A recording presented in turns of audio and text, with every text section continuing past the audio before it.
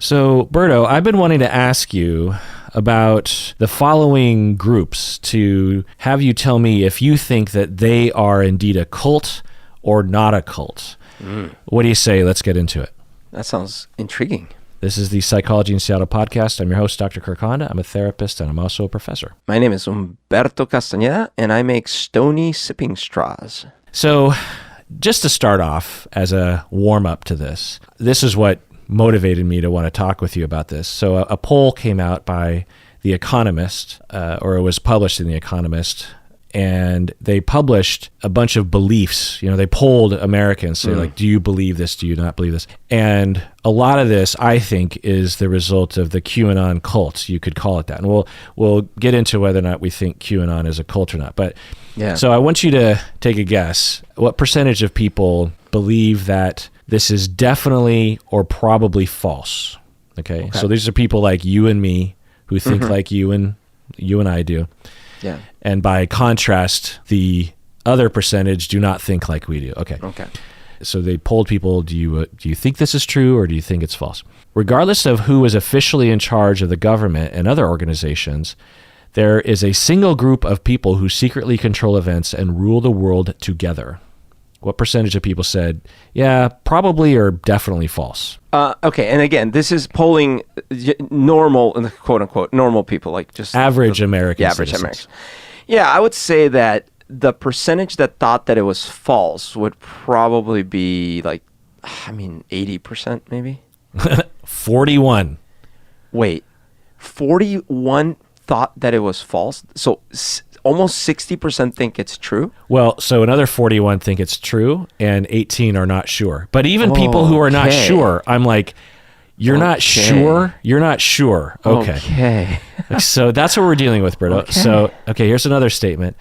Top Democrats are involved in elite child sex trafficking rings. What percentage of people are like, probably or definitely false? 90%. 49. No, come the hell on, dude. Only half of Americans are like, it's false that top Democrats are involved in elite child sex trafficking rings. Oh, wow, dude. No. We are in the midst of one of the biggest, most prolific, harmful cults that has ever existed. Okay, next thought. Voting machines were programmed to change votes in the 2020 election. What percentage said, that's false? I mean, I'm still going to hold out some hope. I'm going to go 60% thought it was false. Closer, 53%. Okay. The U.S. government still, is... like only half the people think that was... Yeah. Get this one, Berto. The U.S. government is using the COVID-19 vaccine to microchip the population. What percentage were like, no, that's probably false? I mean, the fact that anyway, so someone said either definitely or probably false. What percentage? 98% think it's definitely false. I mean, even that would be ridiculous. I mean, that 5%. Yeah, 2%. What? 65% said it was false. Oh my God, they're microchipping us with vaccines. I mean, break down for us, Berto, how ridiculous that notion is. So essentially, like the chips in question would have to be at least visible to the naked eye. They would have to, since they're being injected into your bloodstream, they would have to have some sort of program on it or be able to communicate. Of that size, like what can it do that none of its signals would be strong enough to get out of your body because it's this tiny little microscopic thing. Yeah. First of all, that tech doesn't exist, at least. Plus, your body has ways of disposing of foreign objects, like our body. Yes, but you could make this claim that, look, it's a little teeny metal thing that like it's going to attach to your blood walls and kind of go undetected because it's metal, so it's inert. And like there's all sorts of stories you could make. But the physics of the thing that thing could do and the transmission of signals like that, none of that exists. None of that can happen. Yeah. And again, even if it had, you would be much more economical if you just hacked into everyone's phones. Right. Well, and then let's say they did, right? And let's see, they can't hack into phones. There's reasons, whatever, fine. They did this. Now they can track our movements. Okay. But because what's the next step? Like, so now we can track everyone's movements. Now We right. there must be a plan B or a step B. Yeah, this notion that the government can't track you if they wanted to. Like, if the FBI or the government or the elites or the Illuminati, if they wanted to watch your movements, regardless of a chip, they could. There's ways in which they could do that. And okay, so let's say that they did that. To them, it's like, well, then they're going to round us up. Well, if they're going to round people up, they don't need to know where everyone is. They'd literally just send in the army and just grab every human. They wouldn't need to know where every individual human was. You're not thinking big picture. So you can bioengineer a virus, first of all, that can go into our bodies and do whatever they want to engineer it to do, number one. Number two, they could have bioengineered it to mind control us, to deliver us to whatever secret location in Denver they want us to go. But that would be too simple. So they don't do that. Instead, the virus is just bad enough for us to want to get vaccines, where they could have once again delivered an agent that controls our brains, sends us to Denver. Still too easy. So the next step is to put the chips that let them know where we are, so that later they can, I still forget what the next step is. But it's so sad because there are things that will control, quote unquote, control our minds: marketing, capitalism, propaganda, the algorithm, the echo chamber. Like, there are actual things that are, the fact that they believe this idea is evidence that someone is controlling their mind. But it's right in front of them. Their phone is right in front of them. Facebook and Twitter is right in front of them, and telling them that microchips are controlling their mind, when controlling the their very mind. thing that's telling them it's controlling their mind to believe that. So you've heard of Credit Suisse, and I don't know if you've heard that they're at risk of default. They just asked for a $50 billion bailout, whatever. They're the Swiss bank. Today I was hearing the laundry list of violations, of money laundering, of horrible things they've done throughout the years. And that's not the only bank. There's all these banks throughout the world with real conspiracies. Worldwide, they empower mafia, they empower horrible sex trafficking, they empower it.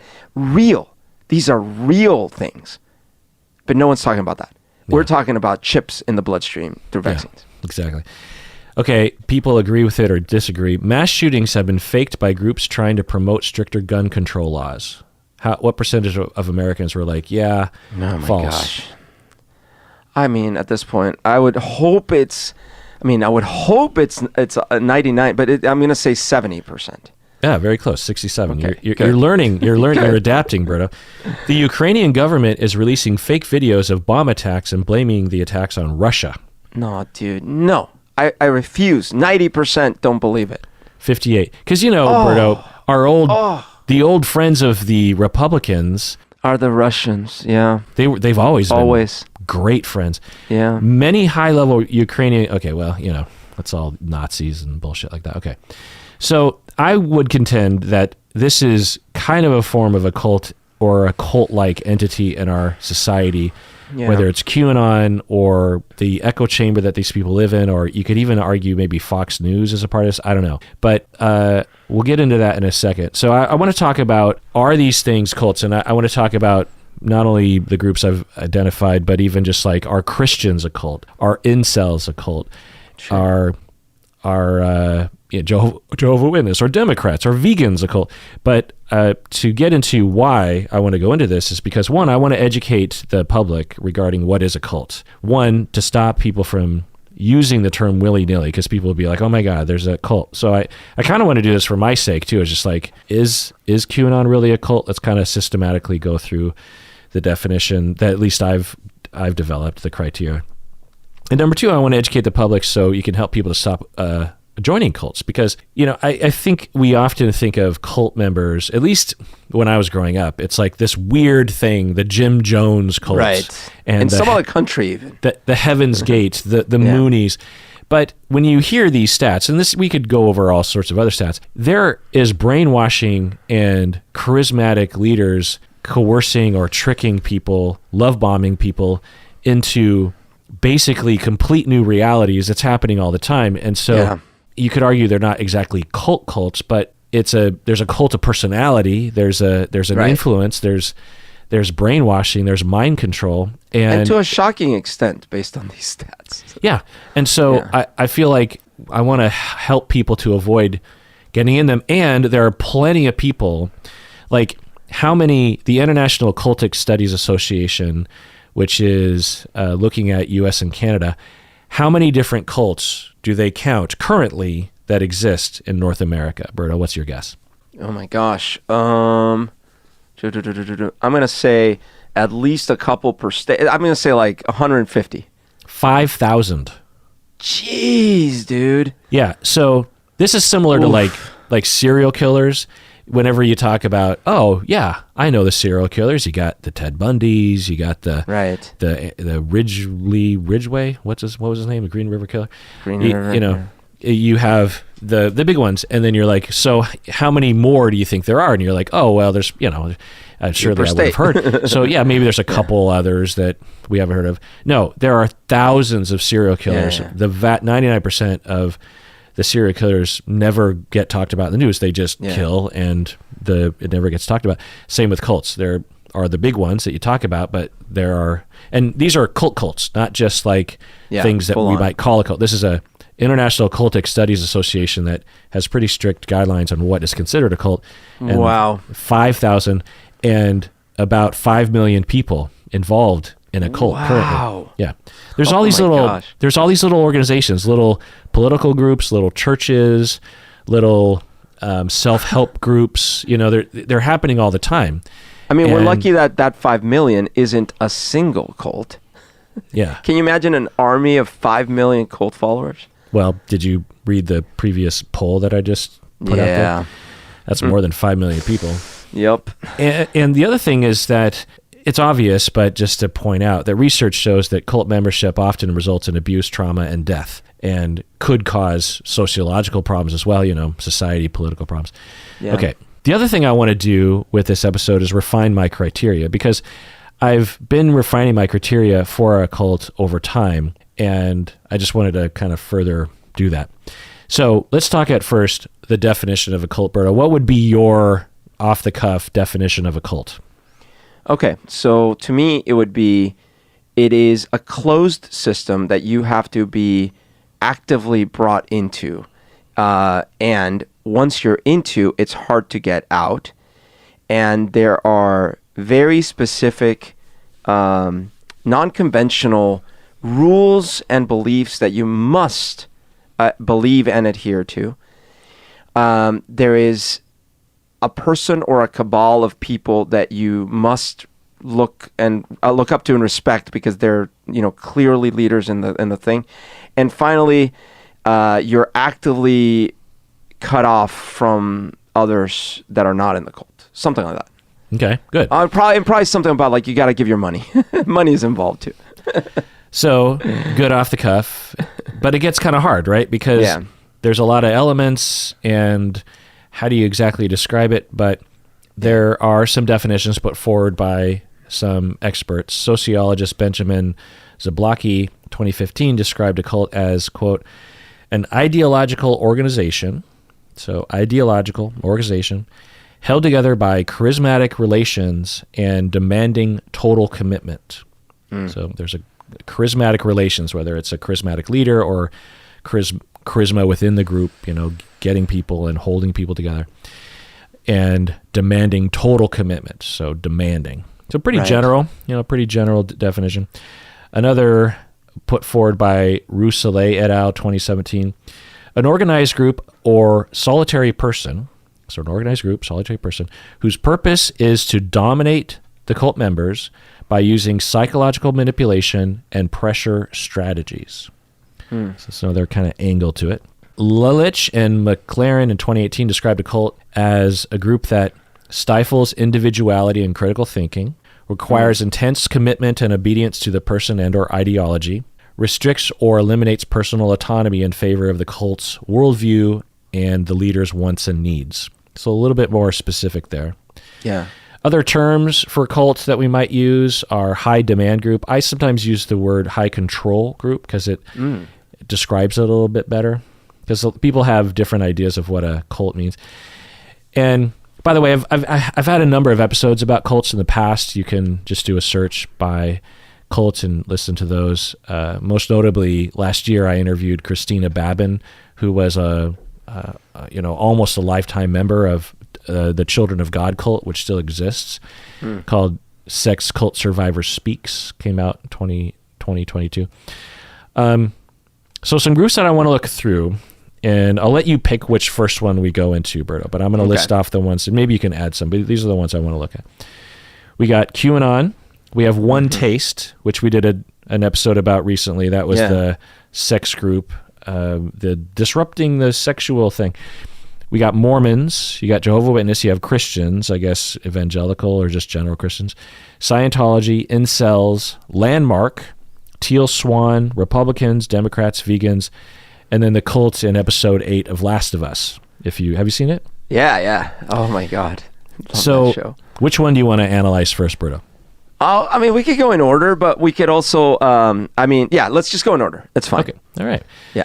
QAnon. So my criteria, I have 7, and I'll just rattle them off real quick. There are some details to it, but in a nutshell, number 1, charismatic and authoritarian leader.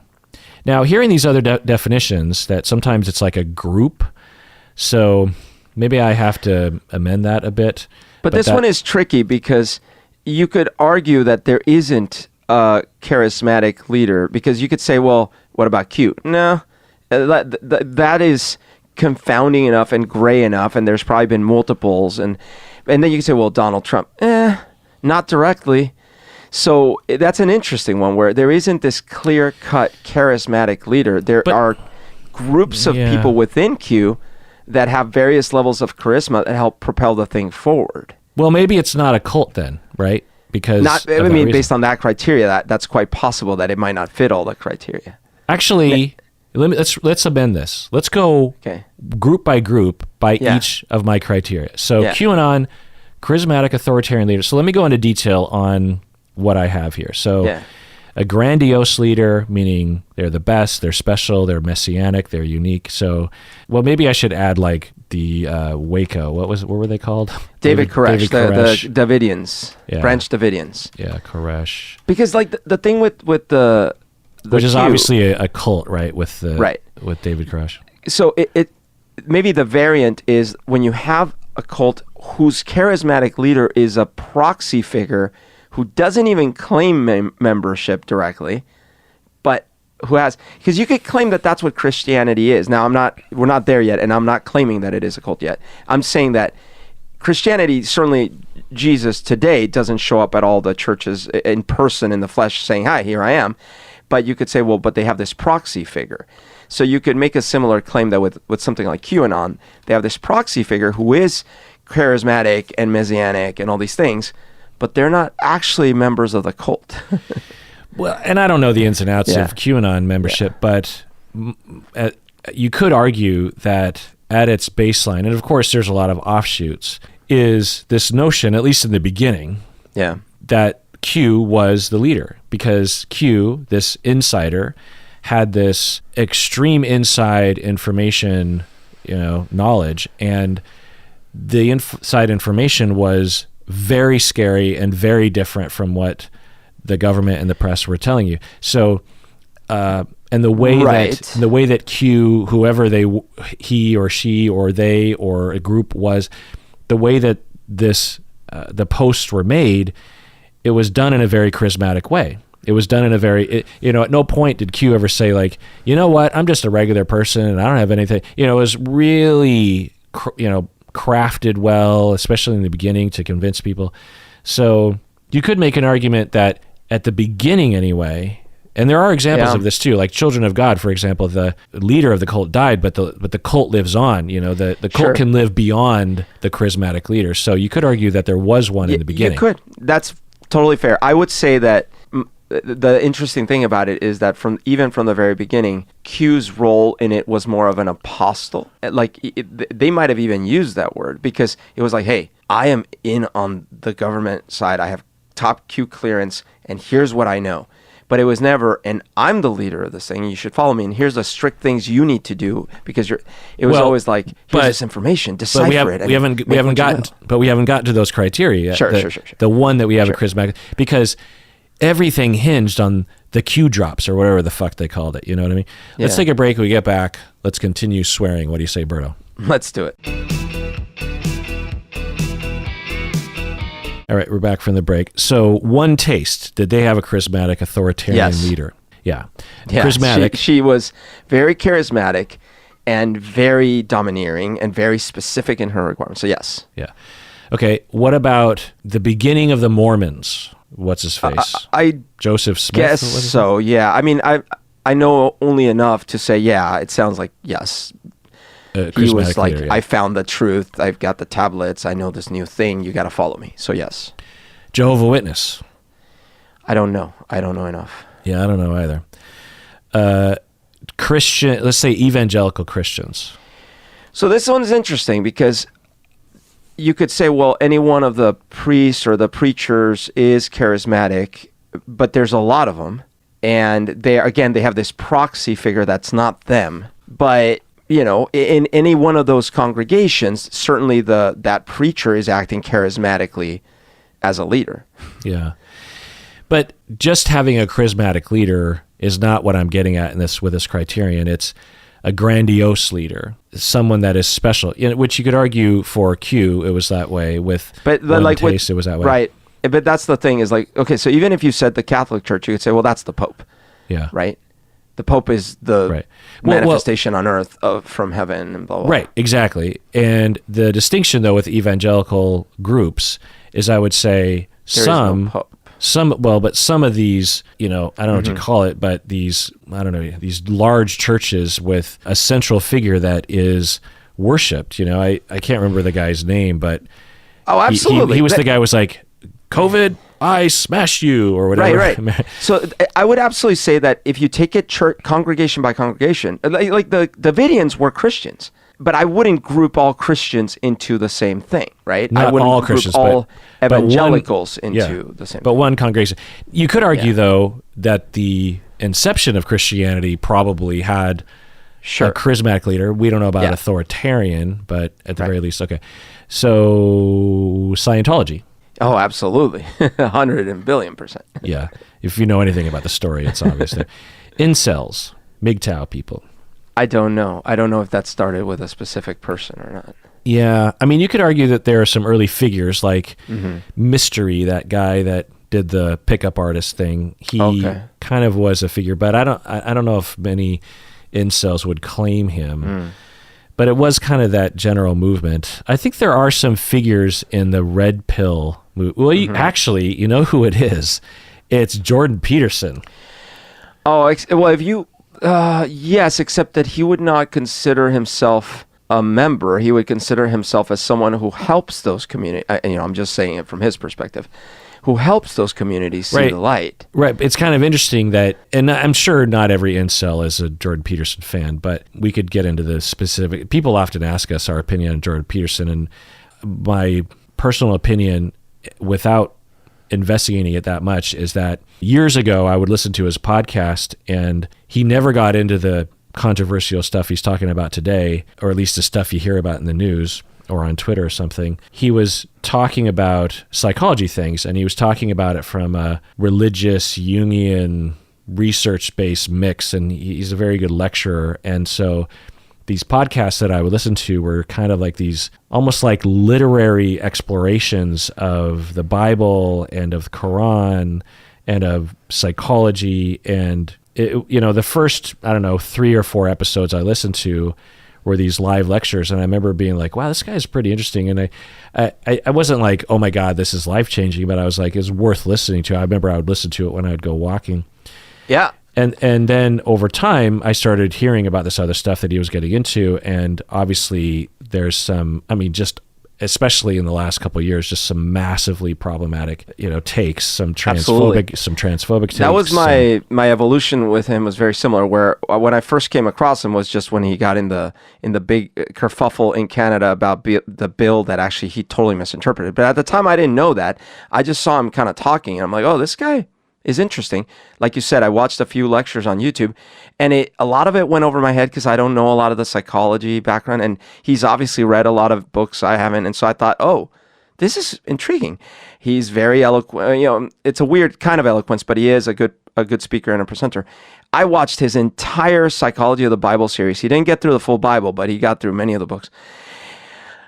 And then, but even before that, I started realizing, whoa, wait a minute, though. There was something very weird when he would give these lectures where I'm like, is he preaching to me? I can't quite tell. And then I started realizing, oh, yeah, he totally is. And even then, I was like, okay, but it's still interesting. Then it definitely started taking a turn where I was like, wait a minute, is he a right-winger? He's like, no, I'm not a right. But I was like, yeah, you're a right-winger. But then right-winger is fine. But then he's like, wait, does he not actually kind of like women? It's like, no, I like women. No, you kind of don't. And then it's like, well, you definitely don't like trans people. You definitely don't like gay people. You definitely don't like a lot of things. And now it's like, yeah, anti-co, anti-vax, like every bad position, like anti the Ukraine, anti-everything. And I'm like, okay, I don't know what happened. He's anti-everything you want. He's that. Really? Yeah, like what I mean by that is like, take a position that you and I value, and he's either directly against it, or he is at least one layer against it. Like, for example, it would be something like, you might ask him, like, well, what do you think about... So, yeah, I get that, but have you actually heard that he's anti-vax? So he was against he thought it was tyrannical what they did in Canada, and like the shutdowns and like the government taking all these actions to like oppress the people by keeping them in their houses and all these things. He was in support of the trucker strikes, like all that stuff. Yeesh. Okay, Definitely doubts the validity of the vaccine. Like so with incels, getting back to incels, we don't really have a charismatic authoritarian leader that we can identify. So it is kind of interesting to think about that the next phase of cults, especially the widespread ones, might not actually have a leader, because you don't need one, because the movement is its own leader in a weird way. You know what I mean? Absolutely. Especially, like, think about it now. You could easily, in just a little bit of time, start setting up AI-led cults. And by AI, I don't mean one single AI that's like, I am AI Joey. I mean, no. Just literally what you were saying with Facebook, but multiplied, and now with the power of like fully believable human text and facts that are so convoluted and interwoven that no one's going to pull them apart.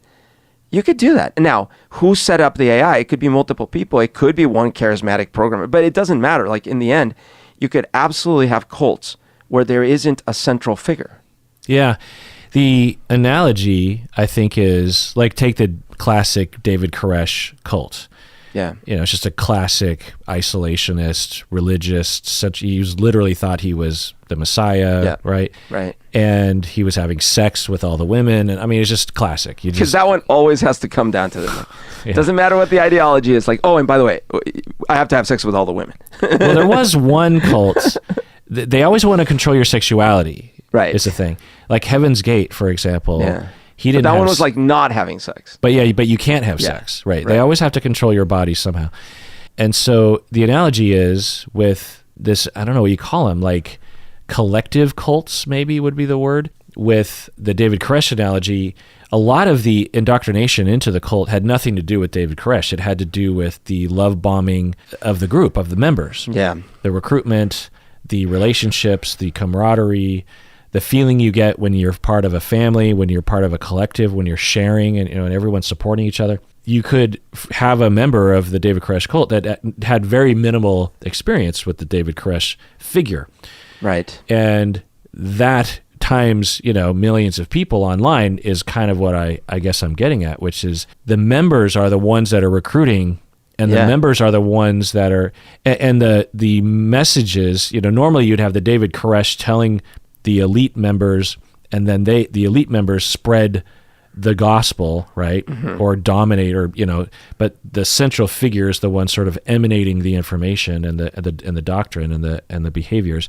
But in these collective cults, there is no central figure. You just have the elite are the ones, and it could be literally a million elites. Like in the incels, you could literally have like 500,000 elites, essentially, like the diehard truly established incels that have their bona fides established because, they say the right things and they're on the right Reddit boards and they, blah, blah, blah. And then they're the ones that agree collectively on the doctrine and on the brainwashing and the techniques and the love bombing. It's interesting to think about, right? Yeah, absolutely. Decentralized cults. Yeah. Landmark, did it have a charismatic authoritarian leader?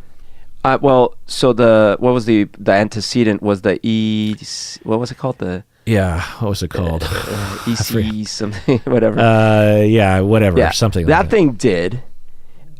When I was briefly, involved in Landmark, looking into it, attending a session kind of thing. There were charismatic leaders that were representing, but I don't remember there being a person at the top that they talked about that we all knew or something, that we would all get to meet or something. Okay. I didn't know that. I don't think that's the case. But I'm sure there is a hierarchy, so someone is in charge of Landmark. Yeah. But it wasn't presented like that, at least to Yeah. There are elements like you mentioned. Teal Swan. Yeah, clearly. Yeah. Oh, and that's an example too you were just mentioning, because if you will recall, some of the people that were the newer members, they had very little contact with Teal, but they had a lot of contact with the delegates, and in many cases they said nice things. They had good experiences with them. Mm-hmm. But that she's definitely at the top. Charismatic and authoritarian. Yeah. Republicans as a group. Well, what's interesting is that I think before I would have said no. But if you think of Republicans as Trumpists, as MAGA, then I would say yes. Yeah. Because in the past and even now, there's a segment of Republicans where it's like, no, there are temporary leaders that they gravitate, but if you're talking about the MAGA movement, absolutely 100%. Okay, so I'll change it to MAGA. Yeah. Democrats. That one is more like, no, there's temporary aggregation around specific people, but not in general. There's not a cult around them. So there's not a charismatic authoritarian leader that's permanently in charge of the Democrats. Yeah. If we're not saying there was with the general Republicans, there's not one with the general Democrats. Is there an analogous? I can't imagine anything being as bad as MAGA, but can there be something within the left that is definitely liberal labeled that could be identified as having a charismatic leader that is maybe potentially problematic within? So I hate to make this analogy because they're as different as anything can be, but there was the whole thing with Bernie and what they call them, the Bernie Bros or whatever. Okay. Right? So Bernie is a charismatic leader, and there was a set of followers that were ride or die, for Bernie. And I think it was burners. Was it not burners? What did they call that I think group? both, because I remember hearing Bernie Bros and probably burners. But come on, dude. Like, we're talking about different universes here. But I'm just saying, we're just going through. Sure. We'll just call them Burner Bros. Burner Bros. I'm sure that's not right. The fact that we can barely even name them should tell you something. Vegans. Actually, Berto, you know what group we should identify, because I'm sure Beatles fans. No. The MAGA people would say, well, you have to bring up Antifa. Right, but there's no leader as far as I know. Okay. Vegans. No, definitely not. So there are prominent vegans, there's, YouTubers, doctors, blah, there's blah, blah. There's no charismatic leader. Yeah, it's funny. You can't really, I can't identify a single charismatic leader. I can't even think of a single person that sort of started the movement to begin with. There must be. I know current people that I follow, Dr. Greger, Dr. McDougall, like, I know names. They are, quote, unquote, charismatic in their own way. But I don't even know how the whole thing started, so I don't know. The Last of Us, the cult in episode 8, was there a charismatic authoritarian leader? Yeah. Definitely. Okay, so number 2 criterion is indoctrination. There are heavy recruitment tactics, love bombing. They provoke intense emotional experiences in the new members, and they will brainwash. So indoctrination of emotional. So maybe I should say that, like emotional indoctrination. Yeah. So let's go through it. QAnon. Yeah, it seems that way. For the new members, was there an emotional indoctrination? It definitely seems that way because, first of all, new members, from my understanding, all the documentaries, everything I've seen, new members were welcomed with open arms, and they were immediately told the secrets, and they were given all this information that's very emotionally charged. Because remember what's at the bottom of this thing: little children being cannibalized and abused and blah. So it's like very emotional. Don't you say the children's got to save the and they are told that they're literally saving the world. They're saving the world. So yeah. And the apocalypse is coming. Yeah. And Donald Trump is going to lead the way in 2020, right? Wasn't that the whole thing? Right. Yeah. And somehow JFK Jr. is involved. So, I don't know. Well, he was never killed, remember? Yeah. Oh, both of them. Because JFK was never killed. JFK Jr. also never died. JFK Jr. will be the vice president for Trump. That's right, yeah. It's like fan fiction. It's this weird. Anyway, One Taste, that sex cult, did they have emotional indoctrination? I do think to some extent, because like a lot of the situation was that person would come in and they would be given like this release about the reality they thought sex was and all the constraints and they're offered this much freer, nicer choice. And so there was some of that, and a lot of them, would have trauma. So there was a bit of that too. But it's a little squishier for me, I guess. Not so much for me. I mean, the amount of love bombing that was going on. Definitely a lot of love bombing. That's true. Yeah. And literal sex bombing. I mean, they would take guys, hard up guys, and say, one of our elite members is now going to have sex with you. Yeah. I mean, no, what do they call it? It's going to owe you, right? Yeah, gonna orgasm you. Yeah. Right? And so it doesn't get any more indoctrination-y than that. That's a good point. Yes. You give a hard up tech dude free access to, some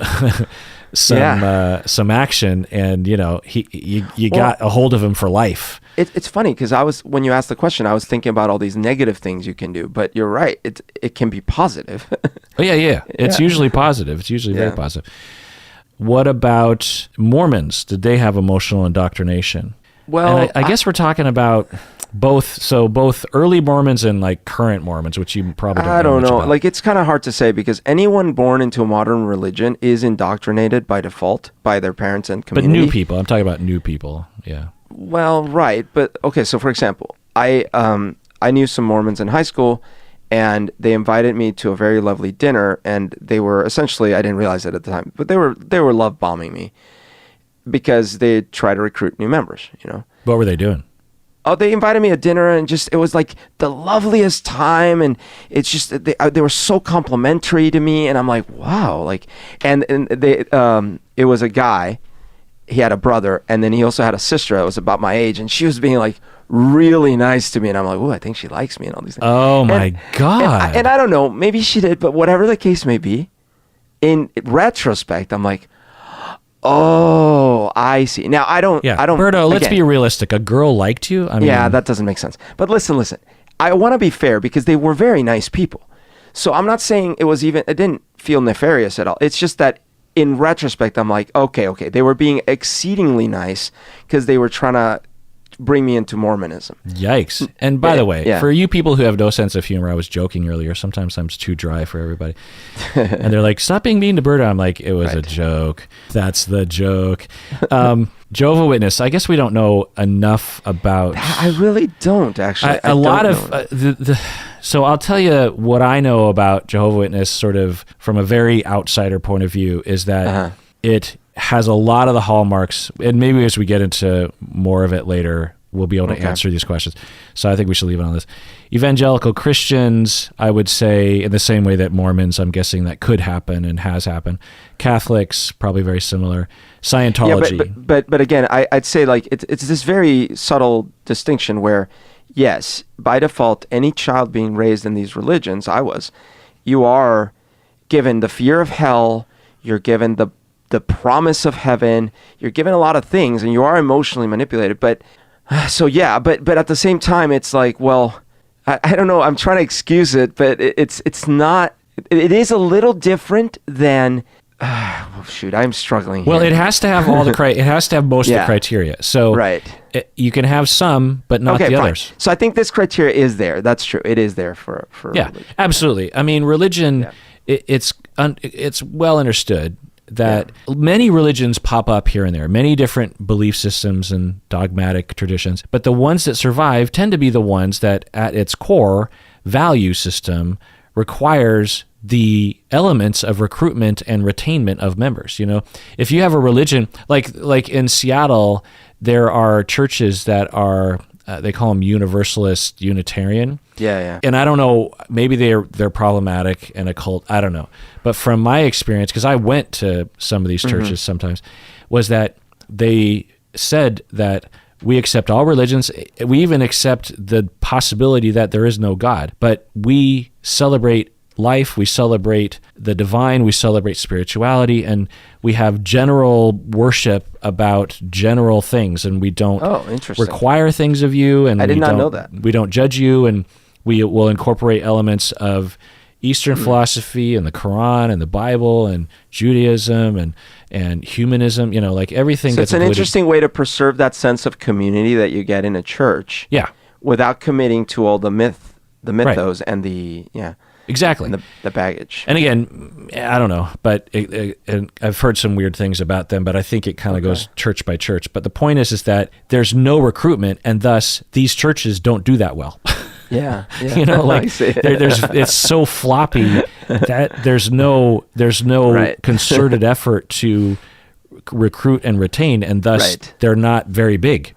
Yeah. So the only thing that I think they get is that they get a lot of people spilling out of other religions going, well, I want some of the things of my religion, but I don't want all the things, so I could go to this thing, you know. So it's sort of drafting in the wake of the charismatic recruitment of other religions. Anyway. By the way, the reason I was trying to preserve some sort of distinction, which I concede doesn't need to be there, isn't there, was I was thinking, well, there's one thing when it's not just your parents, but your grandparents, your great-grandparents, your super, super, super, super, super great-grandparents from 3,000 years ago, or, 1,000 years ago, whatever. Long line has believed the same thing. So it's kind of hard to blame your parents, right? It's kind of hard to say, oh, how did you not know? Whereas, and maybe this is my own bias, but it seems easier to blame. It's like, wait, you just one day woke up and decided you had seen a pink cloud that was holy, and now you convinced all these idiots to give you all their money and let them sleep with all of you. Like, come on, right? So like that one, that's why I try to draw a little bit of a distinction. But for this category, I concede, you're right. It is still got those elements. Well, what's the distinction? I mean, you could have a 1,000-year-old destructive cult. No, absolutely. And I see that. It's just more of like, and maybe it's pointless, but I was thinking like, who do I blame? And it is hard to blame parents that bring up a child religion. Why is blame even coming up? You know, we can have all. That's a fair question. I don't blame David Koresh because I think he believed what he was preaching. I think he literally thought what he was doing was congruent with reality. Well, legally we have to blame him. Yeah, but I'm saying blame. I think you're equating cults as being nefarious, like, Keith Raniere. Actually, we got to put Nexium on here. Well, okay, fine. Then I am going to say that, look, some cults are nefarious and evil. And so those I do but not all of them. But not all of them. But not all. And that other one, the one in Oregon, the Bhagwan or whatever. Look, I for example, I think the Q cult, whatever we end up labeling Q, I think is nefarious. The originators are nefarious and evil in mundane definition of it. Yeah. So there are some that I would say that about. Rajneesh is his name. So we'll add him to the list. Okay, so we got to go through this kind of quick, but let's take a break first. What do you say, Berto? Let's do it. All right, we're back from the break. So I'll just do the rest of them just to get time in. So Scientology, emotional indoctrination, yes. Incels, have we ever been at Landmark? Teal Swan, David Koresh, emotional indoctrination, yes. Landmark, emotional indoctrination, absolutely. I mean, if you've been to them, I'm not saying it's a cult, but I'm saying there's definitely an emotional indoctrination of catharsis, of crying, and, Teal Swan does this too. Nexium does the same thing. They utilize very known techniques and tactics in therapy, honestly, in group therapy that we try to use for good, but some people will distort, or maybe they're using it for good. You can use your own judgment. Rajneesh, I think very similar. MAGA, emotional indoctrination, yeah, for the same reason of QAnon. Antifa, yes. Vegans, what do you think, Berto? Emotional indoctrination? It can be, yeah. I mean, but it's weird because it's not like, okay, I went to the Church of Vegan, or even like, well, I finally gave in and I went to, the vegan. It's more like, if you come across certain kinds of vegan content, especially the ones that make a point about humane, like animal abuse or saving the planet, there is emotional content there. And some of them, I'm sure, can be manipulative. But it's hard to claim that veganism as a whole is like emotionally manipulating you. That's kind of a hard claim to make. Well, potato, I'm sure there are political groups or marketing groups that are trying to convert people to veganism because they believe that it's better for the planet. Right, but as a category, because so they're using their techniques of marketing and convincing. So you would say, but they're doing it for good. And you could also say, if in another language, that they're using manipulative tactics. Right, but I'm saying like those groups are. It's kind of like saying like, are there no manipulative tactics in the Democratic realm? Of course there are. I guarantee you that there's pieces of the Democratic Party, at least in states, cities, or even that are doing manipulation and all these things. Or not, if you don't even want to think of Democratic Party, like think of companies like Coca-Cola or whatever. But I'm trying to get at that, like if you're taking veganism as a whole, it's really hard to claim, yeah, veganism is manipulative. Well, all movements that are trying to get people to change their behavior are wise to use tactics that work to change people's behavior, whether you call that manipulation. But that's part of it. It's like it's hard just to that call. When we use manipulation, that's a word that is laced with negativity. So that's a word that we'd use for a nefarious group that we don't agree with, but we use convincing tactics for another group. You know what I mean? But that's too broad. Like that's every single group. That's what I'm saying. Yes. Yeah, but then that's a useless category, right? Because everything would be yes. Well, we have to add this element, and I'm just saying emotional indoctrination. We're not getting into the rest of it. So if we're just sticking to the criterion, vegan organizations do use emotional indoctrination. Some vegan organizations might, because I don't have examples ready. But here's the key. I'm not even a vegan anymore. I'm a pescatarian who eats mostly vegan. But I have never been emotionally indoctrinated into veganism. Well, for me, so here's the key is, do we believe, and how could we know, but we could zero in on an opinion, if the manipulation or the influence is better for humanity or the world or whatever we want to privilege, then the influencing tactics are worth it, are good, are necessary, are moral. To convince people to understand the science behind a vaccine, to convince people to understand the science behind climate change, to use Bill Nye, who is a charismatic person, to use different YouTubers to try to sell people. Who is using them? Because but my point, I know, but my point is that in those examples, I would say those are good efforts. Those are for the better of the planet, for the better of humanity, for the better of equality. And thus, if you're going to use influencing tactics and emotional indoctrination, if you will, then I say yes, because but that's a perfect example. Ends justify the means. Let's take global warming. Would you say global warming is a cult? Well, we'd have to go through all the criteria. We're not done yet. Right, That's but the what point. is global warming? But people who do use emotional tactics to convince people to change their minds and behaviors, you could argue it's emotional influence. But what I'm trying to get at is, imagine there's a YouTuber that uses emotional manipulation tactics and all these things to convince people that the Psychology in Seattle podcast is really great. Would it be a fair question to use that as an example of why the Psychology in Seattle podcast is manipulative? Yeah, because... But that's not even affiliated with us. That's just someone's opinion. I don't know what you're getting at. I think I'm agreeing with you, but I don't know. Veganism isn't an organization. It's not a set number of people. It is literally just a mindset or a way of thinking about things, right? It's a preference. Right. So to say that veganism is manipulative doesn't make sense, is my point. I'm saying some within the vegan movement will use emotional influence to change people's behavior. And I'm saying humans will use emotional manipulation to do many things. I agree. That doesn't mean veganism is a thing that uses manipulation.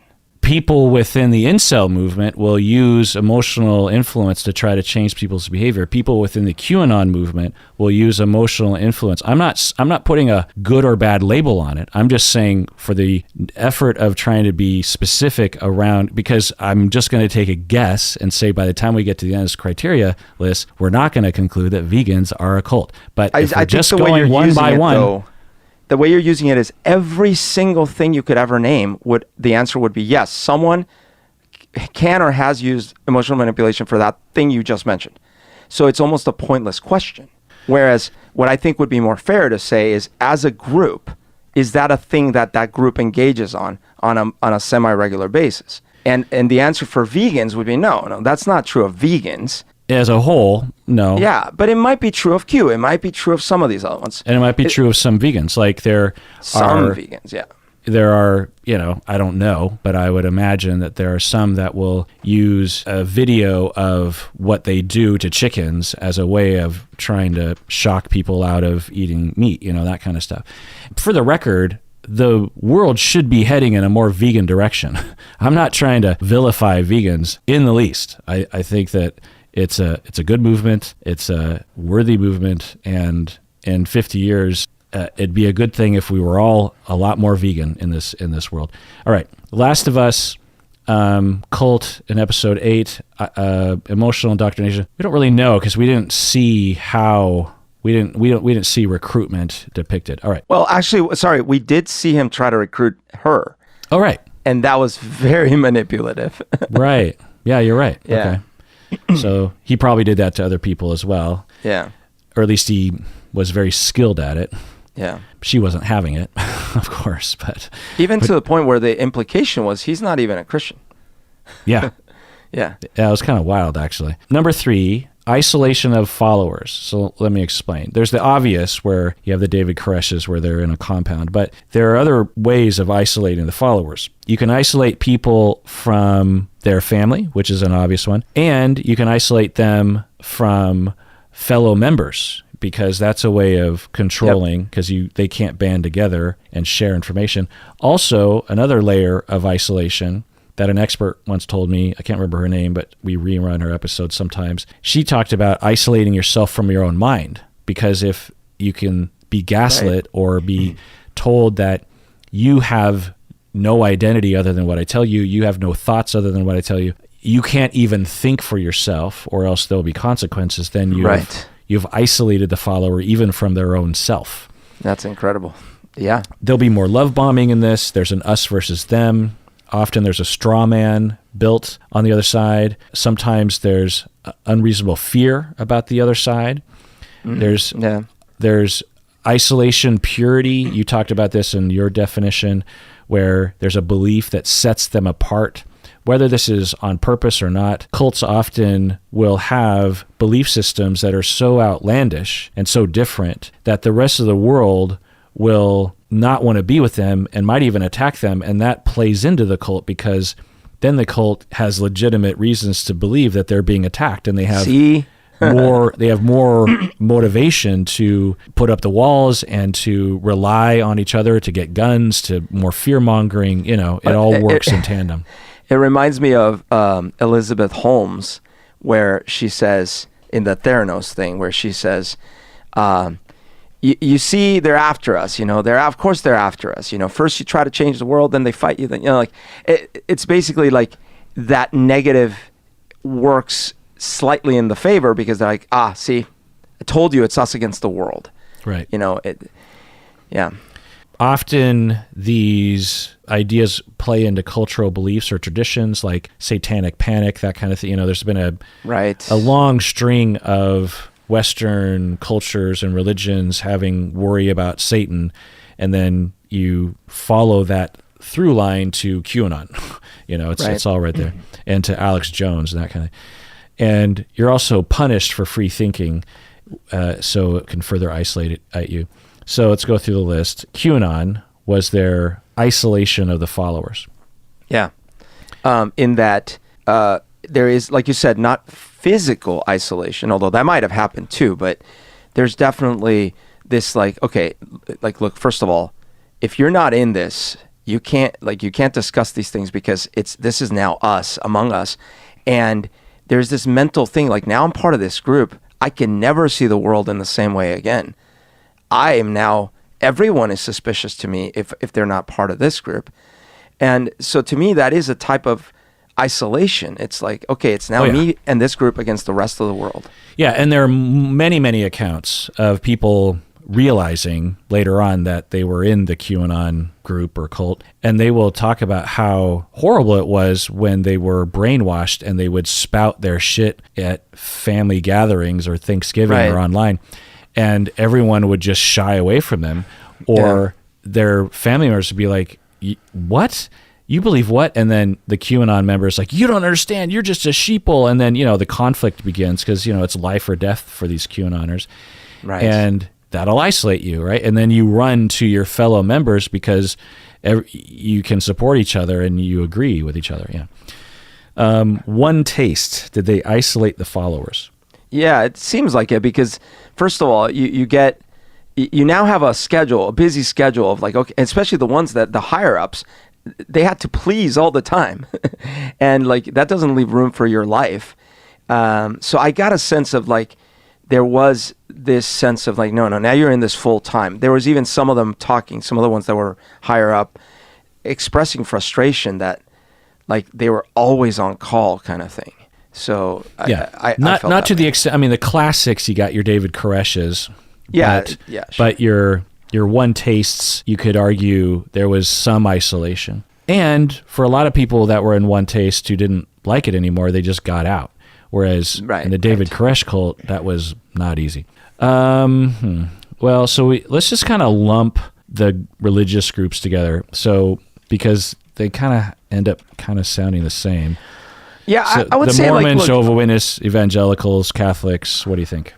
Yeah, I don't think there's the same kind of isolationism in general in the larger religious groups because, yes, you are told your religion has the right answer, but often it's not to the exclusion of the world and the life outside of the church and stuff like that. I mean, sometimes it can interfere with politics, all these things, but I don't know. At least in my experience growing up Catholic, it was just a part of life. It wasn't at the exclusion of other parts. To some extent, of course, yes, I felt guilty about everything and blah, blah.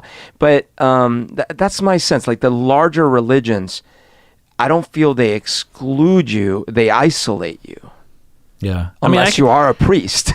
I could see people making an argument. I could see people making an argument for it. And of course, you could have a particular congregation that isolated the followers. Yeah. But yeah, generally speaking, not so much. And what a lot of these religions have in their favor, especially the larger religions, Catholics, Christians, is they don't need to isolate the followers because there's hardly any outsiders. The vast majority of people, particularly in some towns, are all that. So they don't need you to separate from other people. But you could argue that there are, actually, I never thought about it this way. The identification of being against gay people or against trans people, right? Yeah. Or against, what was that panic that... Critical race theory, right. When they bring that up, it's sort of a demarcation. It's like you're either in or you're out. And it's one of those ideas, because I often wonder, it's like, if you're a Christian church, why are you so hung up on this one detail? Like there's so many other things that are so much more obvious in terms of what you would be against, like murder and theft and violence and war and capitalism and not giving to charity. Like, what did gay people do? Especially in today's world, right? And of course, there's a lot of propaganda about it. But you could argue that the holdouts are still, in a way, with having a slight element of a cult where they're trying to give you a weird point of view that gives an outsider, and then it does isolate you actually from those aspects of society. Yeah, because you can no longer move along and progress with society. You have to remain rooted in these other pieces. Yeah, and you have to maybe even eschew or boycott Netflix because they have gay programming, and you can only watch this set of programming if you want to be a good Christian, which again further isolates you and brainwashes you. That is though where I would say, so yeah, it's kind of similar to the vegan thing, except in the Christian case there are actual institutions. But what I would say is like, it's hard to generalize, yeah, all Christians are like that, right? But you can say, yes, some sects, some portions are definitely a lot more like that. Look, when I was in high school, I was still a Catholic, and many of my friends were part of this reborn Christian church, and that was definitely like, look, when I was asked to come over there, I was being asked to renounce my Catholic faith. I had to be rebaptized. I had to only go to their church. I had to start believing in tongues, speaking in tongues, and real life demons attacking us all the time. Wait, this was in Tacoma? In Tacoma, yeah. I did not know this. Yeah, so this was an exclusionary thing. You weren't encouraged to like... And you believed? Oh, you can... No. I never did. But I was being asked to, because these were some of my friends. And so, but I was a Catholic, so I already believed enough stuff. You really got it from all directions. The Mormons, the weird yes, Christians. Yes, yes. But that was the thing. If you entered that world, it was pretty isolating, because now you look at the world, like they were always encouraged to believe in all of those things. So you're speaking in tongues. There's a demon and angel warfare happening in front of your eyes, left and right, every single day. And that's how you look at the world. And I'm not saying that like in a metaphor. No, they would literally believe. They were doing and they were participating in this warfare constantly. Yeah, I mean, that's definitely us versus them. Because I'm guessing, correct me if I'm wrong, they would literally see Joe Biden as a devil, right? Yeah, if we had a Joe Biden back then. But even Catholics were seen as evil, right? Yeah. Like, that's why, you can't stay a Catholic. You're not a true Christian. You have to like do this other thing. Like they're possessed by demons or they're puppets of demons, right? Yeah. Wow. I mean, us versus them times a million. And these were otherwise very nice people. Yeah. Some of my best friends are reborn Christians. Yeah, I would say that 99% of cult members are, generally good people. Scientology, isolation of the followers, Berto. Yeah. Everything I know about it is yes. Yeah, they literally would lock them up, if you've seen the documentary, the big one that came out, in a box somewhere and like try to deprogram your brain. Incels, you could argue, is the same as that this collective group is, that it gives you a very weird point of view that if you really believe and you start spouting is gonna isolate you. And very us versus them.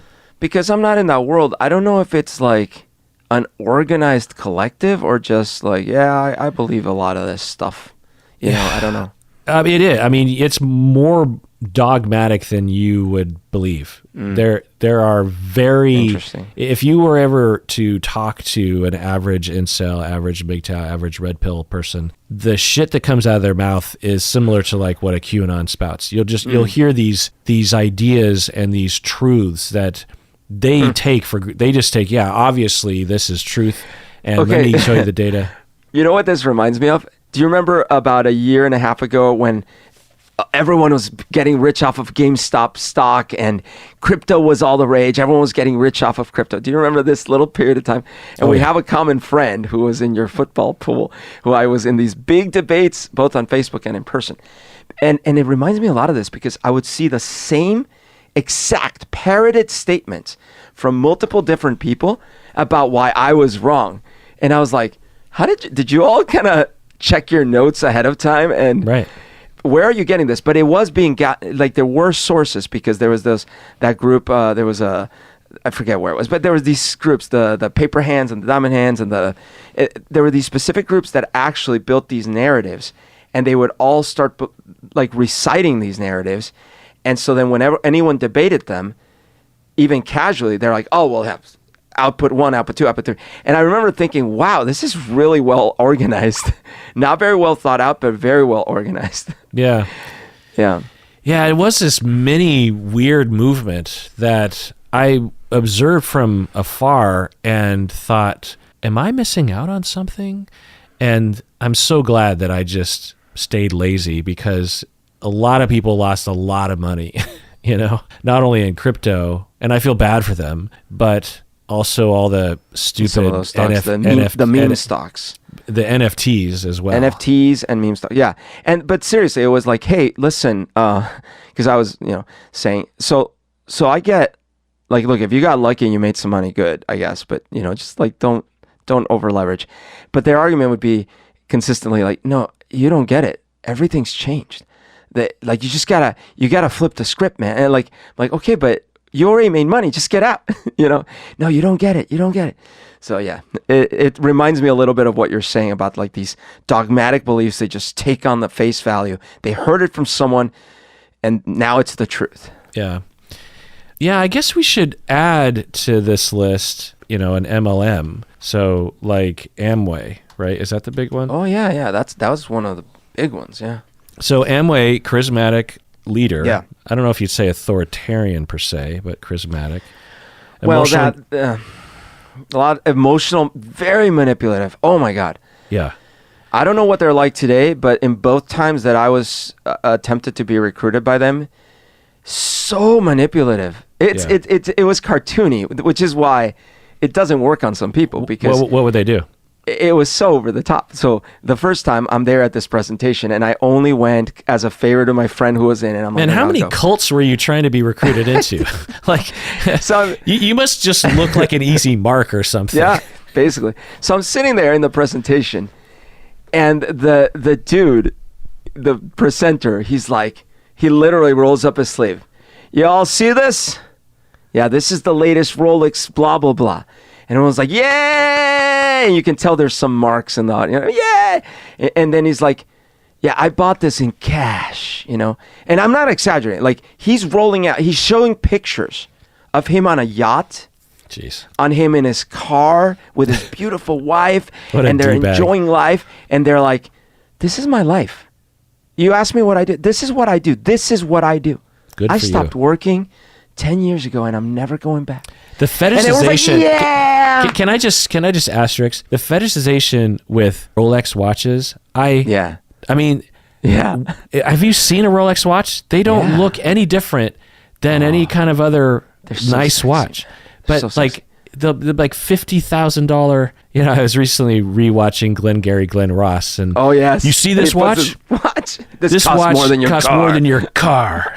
And I'm like, well, buddy, you wasted some money, because you could have bought one for $100 that tells the time and looks nice. It looks about the same. Yeah, like you got taken. I shouldn't be laughing. I didn't spend $50,000, but I was one of these people when I was younger, and I had all these spending addictions. One of the things I had to get was a fine watch. So I was in Florida on a trip, and I saw this watch, and the guy sold me on it, because I'm like, what is this? It's a Concorde. And I'm like, ooh. He's like, I'm so worried to ask you, but how much? It was $2,500. Oh, okay. It's a lot of money. But keep in mind, I was like 23 or 25 or something. Yeah. That's a lot of money for a watch. Yeah. $2,500 for a watch at a time where I didn't really have that money. Did you sell it? Did you sell it back? Yeah, I sold it for like, I think I got $400 or something. Oh, no. That's it. Okay, so David Koresh, isolation of the followers. Yes, obvious. Landmark, isolation of the followers. Not so much. I don't think. For those seminars, though. Yeah. Like, that is some weird thing where you're pressured, highly pressured to remain there the whole time in a certain specific way, not talk to the outside world until you have to talk. But again, my experience is very limited. But in my limited experience, I felt extremely isolated during that experience. Interesting. But not David Koresh isolation. No, nowhere near. NXIVM, you really have to talk about two different groups. The inner circle, absolutely isolation. I mean, they're basically prisoners. Rajneesh, Oregon, isolation of the followers. Yeah, they lived in a compound somewhere. MAGA, isolation of the followers. I guess in the collective cult sense, yes. In the sense, it's kind of in the sense we were talking about some of these more extreme religious parts, which is because that is also very religious, is that they are isolating themselves from a lot of society and a lot of the progression of society because they want to stay rooted in some very old ideas. Mm-hmm. And so that is isolating. And it's caused rifts among families, right? Yeah. Like, I have some very difficult situations with some of my family members. I'm going to take Antifa off the list because I literally know nothing about them. Because I mean, do you Yeah, know I a don't single either. person who is even No, who even I knows do someone in other than quote-unquote George Antifa? Soros, who pays me every week, but no, not Yeah. generally. So, yeah, I guess Bernie Bros. I guess we'll just say MAGA / Bernie Bros. Because there are some similar kinds of things, at least. Dude, in I that feel so category. dirty that you would pair those things together. Yeah, look. Technically, you and I are Bernie Bros. Because when we Yeah. take tests on political ideology, you and I are Bernie. We are Right, not. but- we but are I not did vote for center. We are Hillary, not. though. Well, because we didn't want someone else to win. You know what I mean? Right, but the true Bernie ride or dies did not vote for Hillary, and basically cost her. Okay, fine. I don't want to go down this road, but I'm saying there are people that I know that I had very hard arguments with that were immovable off of Bernie. The problem with the mainstream Democratic Party are vast. Oh yeah. Okay, vegans, isolation of the followers, yeah, maybe. Last of Us, I mean, they're already isolated because of the Sure. situation, but he Yeah, also but I additionally bet you would they would isolate have. them.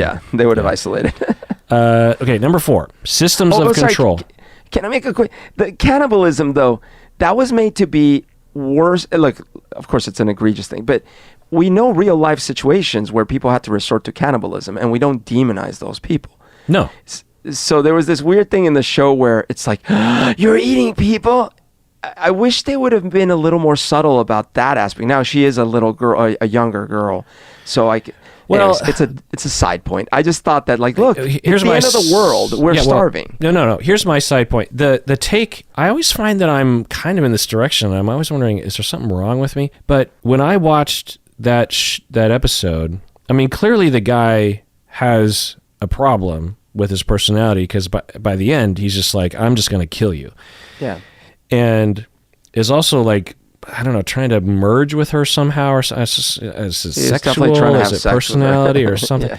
And so he's got a problem. But up until he completely loses it, there was nothing about his group that I was like thinking that he was evil, because a lot of the thing, even slapping that little girl across the face, which is not okay, but you're dealing with an apocalypse where people are dying left and right, and literally like 99.999% of the population of the world is dead. And so there's a possibility that it might be at least worth trying to actually resort to some pretty drastic measures to keep the cohesion alive, to keep the structure alive, and to keep moving down the road so that future generations don't have to resort to this. So a lot of the things he was doing, I was just like, well, you know, it's kind of in the middle. I certainly wouldn't want to be a part of this group because the guy seems like a tyrant. But Well, you and know, he had moved in immediately to replace her dad as having sex with her mom and telling her, like, you still have a dad. So Well, the guy was abusive. I didn't of catch all that. sorts. I didn't catch. My Yeah. point is that but a lot of people when they would talk about this episode afterwards was like, yeah, I mean, oh my God, what terrible, they were eating people. I'm like, well, you understand that they were all going to die if they didn't eat the people, right? Right. Like that was their choice, and Right. so Now, it's listen. not good, but it's Right. it wouldn't be the thing I would identify as an Like, as I'm an not even evil sure. By the way, act. I'm not sure. I don't think, maybe I'm wrong, because when you're really starving, you don't know. But part of me wants to think that I might just be like, no, it's okay. I've had a good run. I'll let myself waste away. I'm probably full of shit. Yeah, you're full of shit. But at the same time, I'm not gonna. So I'm saying I would like to think I wouldn't cannibalize, but I'm not gonna demonize a community in the apocalypse who is out of food. And what we didn't know is that they were killing live people and eating them. Right. That's where they were also crazy bad. But if like people die and then they're like, dude, we gotta consume something. And it's like, okay, Man, I missed some critical details. I do not remember. Anyway, moving on. yeah. Okay, so number 4, systems of control. This is regarding what you think, what you dress, your behavior, your speech, where you can travel. They control by punishing you for, even if you think about leaving, or if you do leave, they will punish you, or they will ostracize you. They will punish you for questioning. They will punish you for stepping out of line. And it gets progressively worse over time. And the followers are made to feel ashamed of themselves often because they weren't a good member, right? Examples would be made. So if we use the most obvious example with David Koresh, this would happen. There would be a ton of systems of control. I don't know about dress, but about where they were and behavior and literally like who they could have sex with and there were, all sorts of punishments, emotional punishments, this kind of thing. So with David Koresh, that's the kind of obvious prime example. With QAnon, were there systems of control, punishments for stepping out of line? I have no idea. I've seen no evidence that that's the case. I know that there's plenty of people that have left the movement. It could have happened. It could happen in pockets. I don't have any evidence that was the case. Yeah. One taste. It didn't seem that way. People were able to leave, but there's that one account of the girl who, claims. Yeah, I don't know. She was thrown down the stairs because she was questioning herself. The religions groups, is there punishments? That one varies wildly. So some religion, I left the church. No one punished me, but in some groups it can be intense. Yeah. You loved being a Catholic when you were a kid? Yeah, I mean, I don't know if I loved it. It was reality. That was my life. Oh. I mean, you speak pretty negatively about Catholicism, but your experience was nice at the time. I got lucky. I didn't have any abuse at the hands of a priest. My grandma was Catholic, and I love my grandma, and she taught me well by it. And my school taught me stuff, and it was never, it was never that bad. Your school was Catholic? Yeah. Almost everyone's school was Catholic, yeah. Oh, really? Yeah, because it's a Catholic country. So now you could be a Jewish person, and then maybe you went to a Jewish school, but the vast majority of all the institutions were Catholic. In Bogota, the schools are explicitly religious. Totally. And will have you read the Bible and stuff? Oh, absolutely, yeah. Oh my God, I didn't even know that. Yeah, because it's a Catholic country, like it's, But still, I didn't know that. Scientology, punishments for... and systems of control and punishments for stepping out. It seems like absolutely yes. You can't leave, and even while we're here, we're gonna control you. And even while you're here doing mostly the right thing, if you say just slightly the wrong thing, we're still gonna punish you.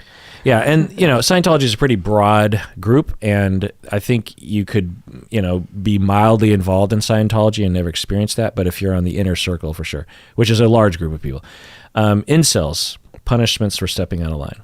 I have no evidence about that.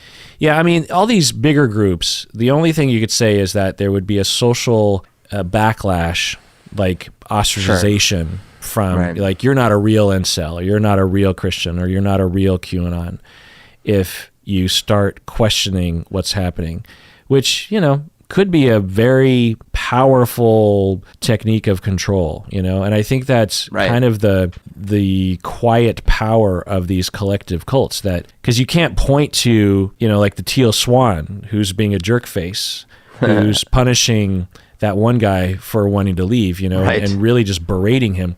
You can't do that. It's just like, we all agree that you are being a bad person. You're one of them.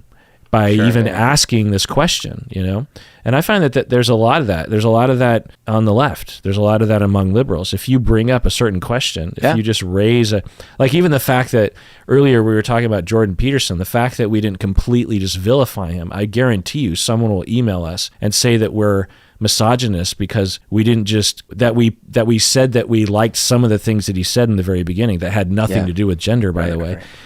Or sexuality. The fact that we didn't just come out 100% against him, we're part of the problem. And I find that is a very toxic, problematic trend, or maybe it's always been the case, that creates indoctrination and fear, Yep. Like, there are things that I am afraid to talk about that I think are rational discussions to have, because I'm afraid that I will be canceled, that I will be attacked. I mean, I can't think of any particular opinion right now. I can think of a specific few ones that I've had my head bitten off about. So yeah.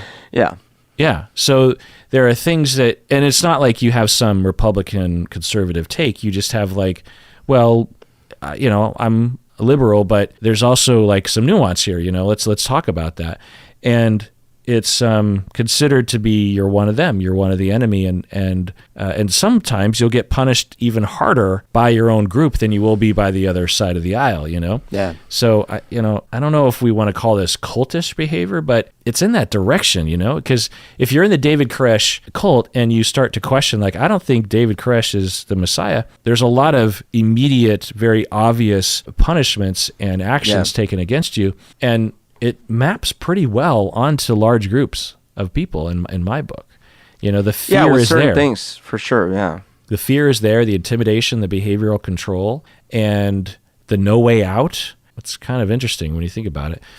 I'm sure other people have. Okay, so incels, Amway, it's probably similar. Landmark, probably similar. So Amway is very difficult to get out at first, or as when you're in it, because you owe money. You have to buy the products and then sell them. And when you're trying to get out, you owe money, and you have to. And then not only that, but you're now someone who's generating money for the people above you, and they can't.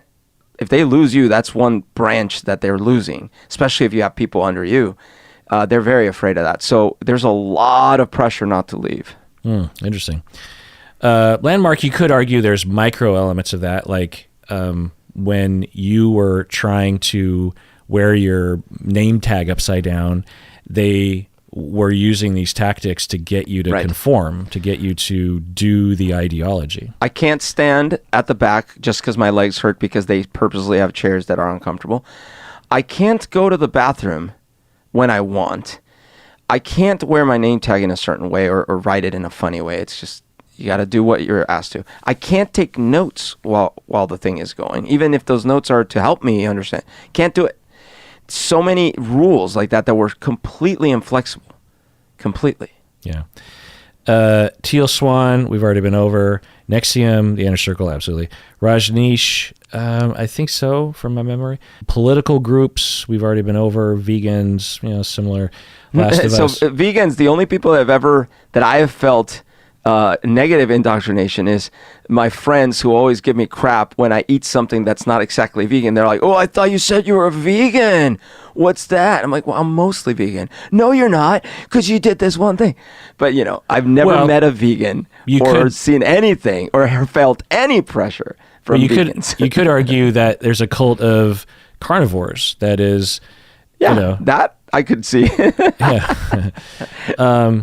Okay, so number 5, there's no legitimate reason to leave, and former followers are always wrong for leaving. So it's just black or white. There is zero legitimate reason to leave this group. If we use an easy one, like, I don't know, what's one here? Vegans, for example.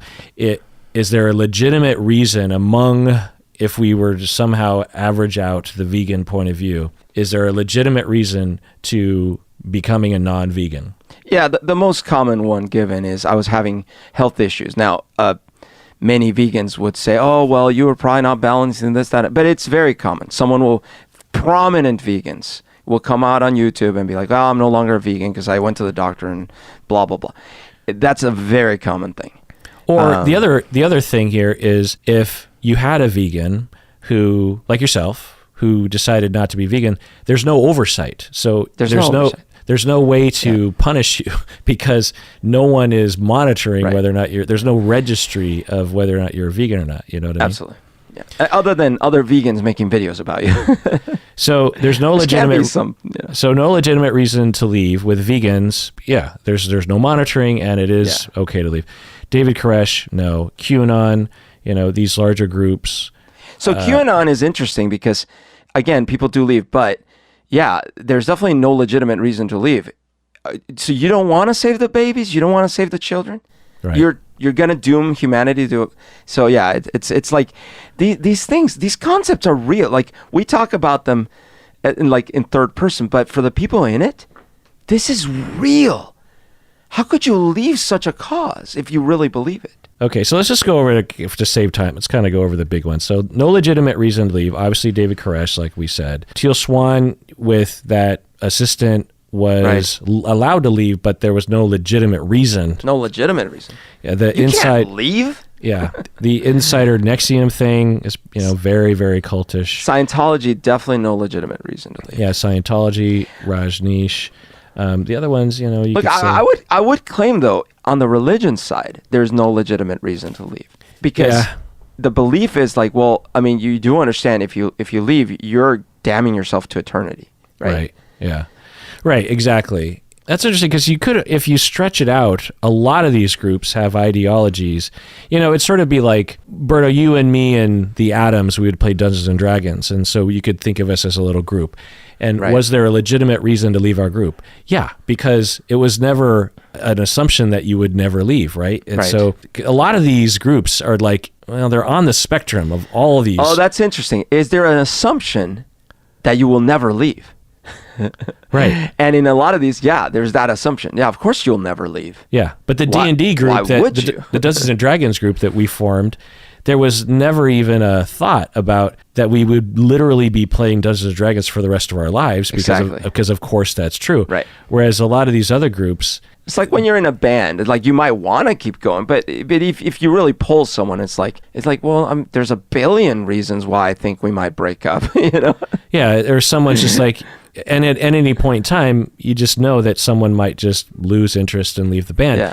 And it's never considered, just like, you're never aghast. It's like, how could you possibly, whereas you could imagine if you're an evangelical Christian and your brother says, I think I'm going to become an atheist. Yeah, you'd get a lot of gasps potentially, not always, of course, but you might. So it is kind of, it's just like, it's on the spectrum. Number 6, you have, it causes unreasonable harm. So the group will cause, so this is kind of the key to me. And it's usually left off of the list because, like with vegans, for example, they don't cause any harm. In fact, they're doing a lot of good for the world, right? I mean, maybe there's some harm you could identify, like shaming or, I don't know, limiting. But but then that's when you're talking about millions of people throughout the world, right?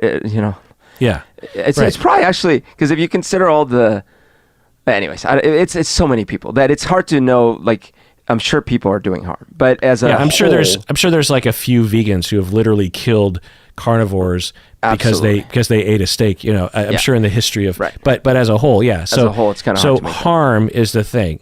And this is where a lot of kind of squishy areas, the David Koresh, you could say, well, obviously, because at least in the end, he was just so apocalyptic and he was abusing girls left and right.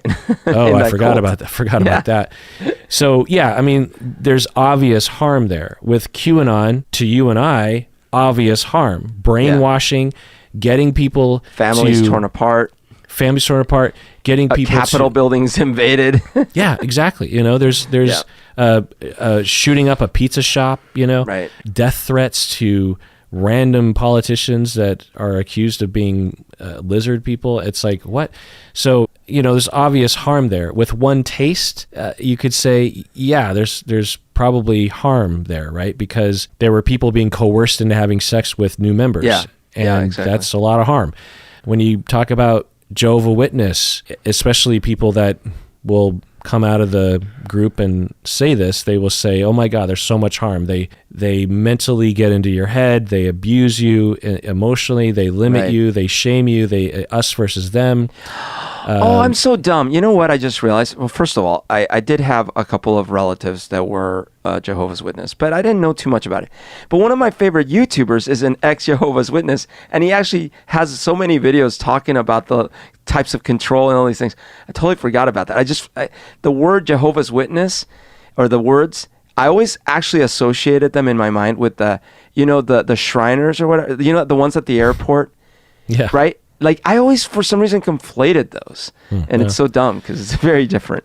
So, harm in terms of, like, Catholics, evangelical Christians, Mormons, certainly there are some harms within the group, but as a whole, certainly there are some groups like that one Westboro Chapel the Church Baptist, Baptist, obviously tremendous amount of harm, not only to the people they attack, but also to its members. But some random Catholic church in Seattle, harm versus good, they're probably doing more good than harm. They're giving to charities, they're creating a space for community and love. I felt like, maybe I'm wrong, but I felt like the church I went to in high school here in Tacoma was more good than harm, right? Because It was a good youth group. I felt welcomed. They did all sorts of charity and stuff. Yeah, so I think it's a weird thing though, because you could have someone in that same church with you in Tacoma, and they could say, "Oh no, there's so much harm because it terrified me that I was going to go to hell because I didn't believe." And there might have been abuse that I wasn't aware of, so who knows, right? Yeah, I mean, there's probably abuse in every church because there's abuse in every institution because there's a lot of abuse going on in the world. So, singling out a particular group because of that is, it's just that the Catholic priests had the additional compounded problem. They had the cover up, yeah. But it's an interesting question, and it's an interesting thing to think about because you could have a lot of the elements of a cult, like just slam dunk elements of a cult. Yeah. But if there isn't harm, but how do you gauge harm? And how do you measure harm? How do you compare the harm? I mean, there's obvious examples, but Scientology absolutely harms its members. People who leave are stalked and harmed by they will be punished because they left. Amway, does it cause harm? Yeah, because for the vast majority of the members, they're sold a bill of goods that never comes true. Yeah, it's very stressful. Yeah, the 95% of the lower members are losing or breaking even, and everyone at the top is just rolling in money, and it's just a big scam essentially. Yeah. Landmark, does it do more harm than good? I don't know. Definitely, there are some stories of harm, but I think overall it's neutral or beneficial. A lot of people, we have a good friend of ours that loved Landmark, and I could see that. So. Does it have enough flexibility? That's the thing I would say is like, if a place like Landmark had explicit safeguards in place to allow people to leave or to have the freedom of choice to think for themselves so that they could get away from a situation that was not helpful to them, Teal Swan included, if they just added a little bit more safeguarding to ask someone like, hey, I just want to check in with you. You seem a little upset. I kind of think that you're not doing this program right, but I want to give you a chance to maybe take a break for a couple weeks if you need to, and I'll give you your money back or whatever. So, I have my way that I'm really trying to shove down people's throats, if you will. But these places often don't do that. The Teal Swans, the Scientologies, obviously, they often will sort of play right on the edge of cult, I guess, is the way to think about it. And then The Last of Us, obviously, there's well, I don't know, because that's a weird situation in that context, right? You have the apocalypse and they're alive, and maybe if they didn't have and maybe even if they didn't kill a few people to sacrifice them so they could eat them so the rest could live. I mean, I don't know. I don't. Obviously, the guy was a monster in the end, but if you just took away his monsterism at the end, was it more good than bad? I mean, I could see a debate, honestly. The group as a whole, who knows? He was definitely more bad than good, but in fact, it is because he caused so much damage because of his actions. Now, it is weird that if I remember the episode right, where the guy is killed in the first place, that wasn't like they were just walking around and our protagonist decided to kill him. Right. They got attacked. Yeah, they just murdered him. Yeah. Or they tried to murder him. They tried to murder him. They nearly murdered him. Yeah. Right. So that's not okay. What kind of group is this then? Yeah. Right. Okay. Last criterion, number 7, hard evidence of all the above criteria being met. So I include this because when I was going over different analyses of different groups, I was like, it has to be hard evidence. You can't just have like circumstantial evidence, actual evidence, not just speculation from the outside, After the best evidence you have often is former members, after they've been deprogrammed, they talk about their experience, and there's very similar stories among these former members, because you could have one former member that says, but if you have a number of them saying very similar stories, then it triangulates towards the truth, which is indicative of harm, and indicative of all these criteria being met, right? So really you just have these first 5 that are kind of the main criteria, if you will: the charismatic authoritarian leader, emotional indoctrination, isolation of the followers, punishments for stepping out of line, and control, and there's no legitimate reason to leave. And then in addition to that, you have the group causes unreasonable harm, and there's more harm than good. And then number 7, there's hard evidence that all this is, that the allegations of the cult criteria being met are actually, the data is accurate. So when we think about like the David Koresh, obviously, yes. The inner circle of Scientology, yes. The inner circle of Nexium, yes. Yes. When we think about groups like Jehovah's Witness, I think they do set themselves apart from, generally speaking, from Mormons, evangelical Christians, Catholics, because of the amount of control and the amount of domination of its members, from what I understand. I've just only heard accounts from people, and I don't know all the different variability accounts. Maybe there's some Jehovah's Witnesses that are like, no, it's fine, and everything, our little group, there's none of that, and so who knows? But there's a lot of people that report that it is definitely that way. But then when we start looking, and then Last of Us, it definitely looks like a cult, but it's kind of a weird context because it's apocalypse. We're also apocalypse. Everything, honestly, everything we encountered felt like cults.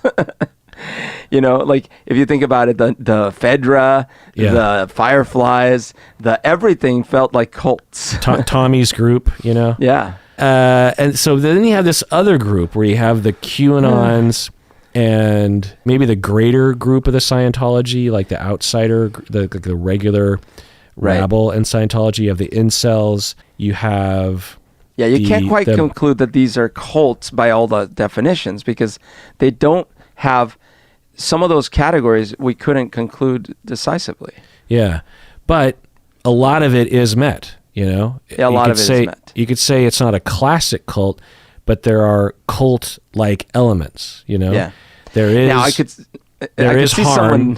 Someone, and there's isolation of the followers. There's punishments for stepping out of line, thinking differently, and there's no legitimate reason to leave. And I could see someone spinning a subset from these that is fully cult, like classic, It'd be easy, right? Like you could imagine a subset of QAnon that adds those slightly missing elements, and now you're full on. Right, meaning that there's a small group of QAnon believers that live in a compound somewhere. Right, with a it doesn't even. leader. Yeah, it could be thousands, but the point is that it's not missing much. You could just tip it over that line. Right. And, like I was saying earlier, it's almost scarier because it reaches so many more people when it is this collective. Yeah. And it has so much more destructive power. The David Koresh cult, if you just sort of averaged out on the number of humans, was harmful, very, very, very harmful to those humans because they all died. But when you take the QAnon damage, it's like spread out so far and wide that you could argue it's, exponentially more harmful in that way, even though each person is less of a controlled cult member. Well, and think about the permanent damage it's done to the sense of trust in institutions, in voting, in government. Like, that's even hard to tally what that damage is. Which gives just a wide open door for a dictator to be able to dismantle our entire system. Yeah. Well, on that note, Berto, everyone out there, protect yourself from all of these harmful groups, especially the vegans, because we know that they're the worst of the worst. Just joking. And everyone out there, please take care of yourself, take care of other people, and do not... So here's actually the final thing I'll say, is for you listening right now, there's a chance that you're participating in a mild cult currently, that you've been indoctrinated and you actually will punish other people for stepping out of line, that you will actually reject people because they're not within your cultist group of the way that you're supposed to think, the way that you're supposed to dress, the way that you're supposed to talk. And we say, good, you've been listening. Good job, right? And so you can do your part by obviously not joining these harmful groups, but also by not inadvertently participating in it. We need to have occasional conversations about things. We need to allow for diversity of voices. We need to have people coming together and talking about things and trying to understand each other. And there are some belief systems that are obviously abhorrent that deserve to be snuffed out and ridiculed, I suppose. But if we're going to convince, if we're going to influence, if we're going to be with each other, we have to be able to talk and not be afraid of unnecessary retribution from your own people just for slightly stepping out of line. So let's all not participate in that. What do you say, Berto? Well, I can't believe you just said that. That's stepping out of line, man. And everyone, I agree. everyone out there, please take care of yourself because you deserve it.